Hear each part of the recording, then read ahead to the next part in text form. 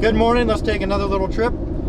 Last time we went on a trip, we were going up to get a secret piece of machinery. Well, today we're going to do it again. And just like last time, we were in the wake of Hurricane Ian. This time we're going into the wake of Hurricane Nicole here in November. So what's that about? Looks like we're making a habit of this. So what exactly am I getting? Well, maybe you've seen it already on the social media, but we're going to keep that a little secret for this video. Wait until the end.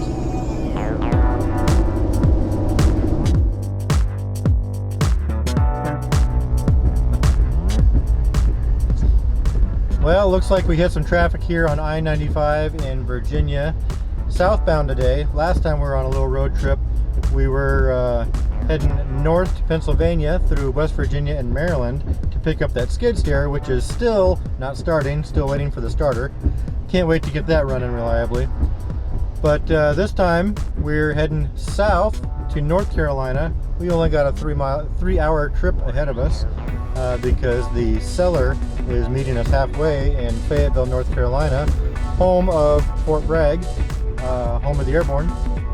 But yeah, we've just got a little ways to go here. Looks like I got blue lights flashing ahead and should be out of traffic here real soon.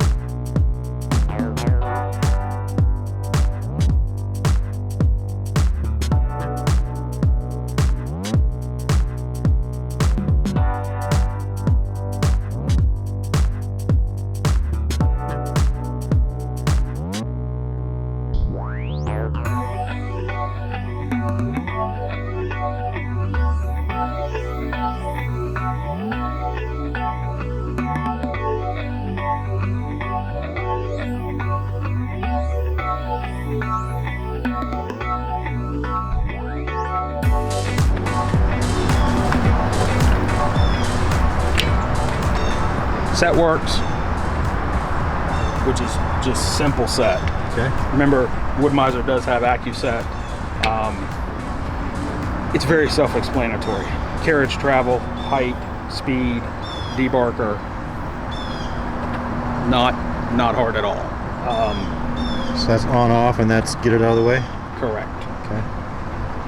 And this is going to run your carriage back and forth. Yeah. This is going to run your carriage up and down. This is the speed at which the carriage travels forward only. When you click it into reverse, it comes back at one speed. So get out of the way. You'd get an auto clutch, you'd get an auto adjuster. You'd save some money, get a little bit more simple, last a little longer, you don't have as many things. Some of you might be wondering, what the heck did I just buy? What is this orange thing? Even though I already told you it's a portable sawmill, maybe you aren't exactly sure of what you're looking at. Well, don't worry, you're going to get a full demonstration and videos to come, and it's going to be on the channel quite a bit, I think. So this is something that you put a log on and you turn it into lumber. Now this machine here, the LT35, can lift a 4,400 pound log that is 21 feet in length and 32 inches around onto the bed of the trailer, and then the actual saw will slice it down into boards at whatever thickness you need.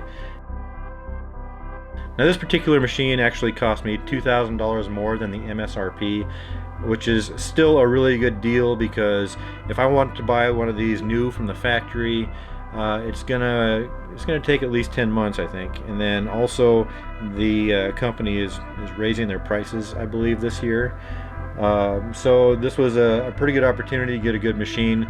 Now I'm the third owner of this machine, and it's only got 120 hours, so I find that really hard to understand how that could be, because I'm going to get a ton of use out of this.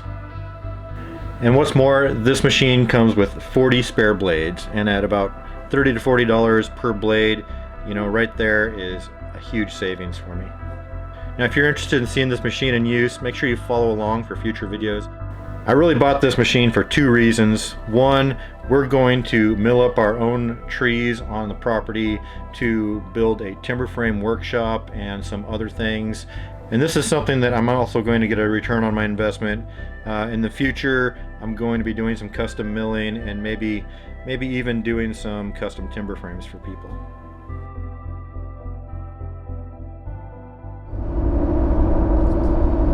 So as you can see, it looks like we have left the storm behind us. It's still coming. It will probably get to us later this afternoon or this evening in Virginia.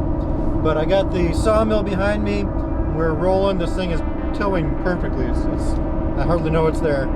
Gonna get it home tonight. I might take it out to the property tonight, or at least in the morning, and at least get it parked. I don't know if I'll get it set up yet or get it running. Not sure when I'll do that, but I got it. I have a sawmill. I'll say it again, I've wanted to have one of these for a long time. I always thought I would get a smaller one. You can get a much smaller one without being on a trailer, and about a third of the price or less, but I went ahead and went big. I got the trailer mounted portable sawmill. It's got hydraulic log handling, so I don't have to break myself getting logs up on the bed. And yeah, I just need to get that skid steer running so I can get logs to the machine at least. So there it is. I'll get it parked, and we'll do a little walk around here. So many of you have been with this channel for a while now, and you were with me from the beginning when I first bought this property. I bought 5 acres of overgrown, derelict, abandoned property, and it is full of mature pines, oaks, cedars, and many other species of trees. So in order to get full use of the space on this property, a lot of those trees are going to have to be cleared. Now with this machine, we're going to be able to make very good use of all those timbers that we're going to have to take down. One, we're going to put up some awnings to get my machines under shelter next to the shipping container that I got. We're also going to make a lumber drying kiln, a solar kiln, and then most importantly, and the biggest of all, is a timber frame shop. This is going to be a legit building, and it is going to be beautiful, and it's going to be fun, and it's going to be an amazing learning experience. And I think it's going to be entertaining for everybody, so make sure you are following along for that. Yeah, so this machine, though it cost me quite a bit of money, it is going to be saving me a lot. Every time I'm not buying lumber from Home Depot and Lowe's and whatever other timber source, is money that I'm saving. So it's basically a direct transfer, and I'm definitely going to be getting the value back in just the timber that I'm putting up this wood building. And in the future, as I do custom milling for people, it's going to be a direct source of income. So I'm really excited to put this thing into use and get some structures put up. One of the advantages I had growing up is I had chores. I had to fix fences and feed cows and horses and make sure like their water was not icing over in the winter, and going outside at 3 a.m. to check on baby cows being born and stuff like that.